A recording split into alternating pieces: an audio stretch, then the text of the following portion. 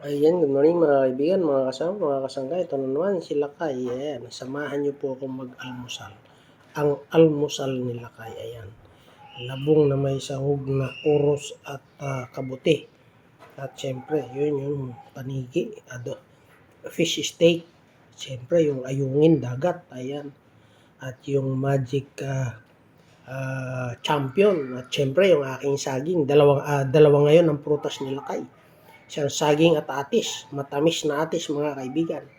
So, yan lamang po ang mga almusal ni Lakay sa putahin ng ina mo. Halina at tikman ang mga lutuin ni Lakay sa putahin ng ina mo. Ayan. Healthy food, ika nga. Ayan. Pagkain ng mga senior, mga kaibigan. Pamarisa na magsing irog. Ayan, talaga naman. So, yun lang po. Muli, magandang umaga at naway pagpalain tayo ng pong may kapal. Bye-bye!